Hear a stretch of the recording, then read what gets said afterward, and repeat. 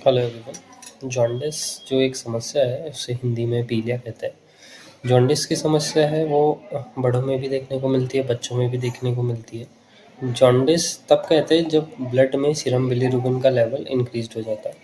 Serum bilirubin 0.3 से 1.2 milligram पर decilitre normal होता है।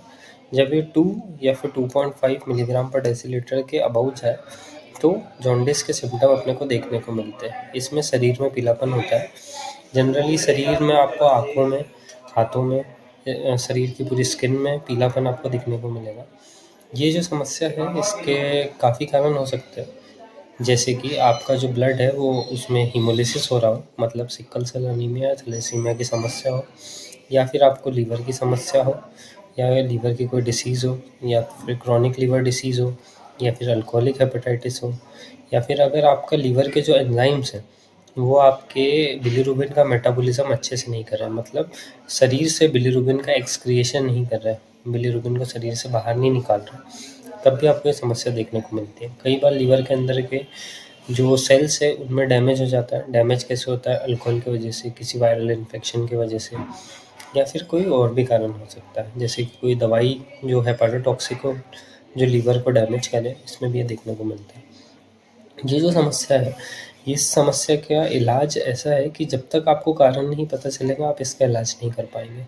कारण ढूंढना सबसे इम्पोर्टेंट है। इसकी जांचें होती है, एक तो serum total bilirubin, conjugated bilirubin, unconjugated bilirubin, है ना। तो ये जांचों में आपको पता चलेगा कि लीवर में किस प्रकार से कौन सी चीज़ें बढ़ी हुई है, तो आप कैसे डायग्नोसिस बना सकते हैं। अगर सीरम कॉन्जुगेटेड बिलीरुबिन बढ़ा हुआ है तो आपका एक अलग डायग्नोसिस बनता है। अनकॉन्जुगेटेड बिलीरुबिन बढ़ता है तो उसका एक अलग डायग्नोसिस बनता है। अनकॉन्जुगेटेड बिलीरुबिन आपका तब बढ़ेगा जब आपका जो लीवर है वो प्रोसेस नहीं कर पा रहा है, मतलब कोई ऑब्स्ट्रक्शन हो, कोलिलिथियासिस हो, कोलेस्टोन है, तो उसमें आपका कॉन्जुगेटेड बिलीरुबिन कम रहेगा, अनकॉन्जुगेटेड ज़्यादा बढ़ जाएगा। अगर आपको लीवर की कोई डिसीज़ है, कुछ और समस्या, हीमोलिसिस आपके ब्लड में ज़्यादा हो रहा है, तो आपका अनकॉन्जुगेटेड बिलीरुबिन बहुत ज़्यादा बढ़ जाएगा। अगर आपको लीवर में ऐसा कुछ डक्ट में इन्फ्लामेशन या कोई कार्सिनोमा है तो अनकॉन्जुगेटेड बिलीरुबिन ज़्यादा बढ़ जाएगा। और कई बार कुछ एंजाइम की डेफिशिएंसी भी होती है, उसमें बिलीरुबिन बहुत ज़्यादा बढ़ जाता है। क्यों? क्योंकि लीवर प्रोसेस नहीं कर पाता। इसके लिए अगर ये बच्चों में होता है तो इनमें लीवर ट्रांसप्लांटेशन या फिर फोटोथेरेपी भी यूज़ होती है। अगर बड़ों में यूज़ होता है तो इसमें अर्सोकॉल हो गया, हेप्टागन हो गया। अर्सोकॉल एक बेसिक मेडिकेशन 300 mg 12 आवरली देते हैं। इससे थोड़ा सा जो कोलेस्टेसिस है, मतलब जो बिलीरुबिन अपने ब्लड में रुक रहा है, लीवर में रुक रहा है, वो उसका ट्रांसपोर्ट अच्छे से करा देता है।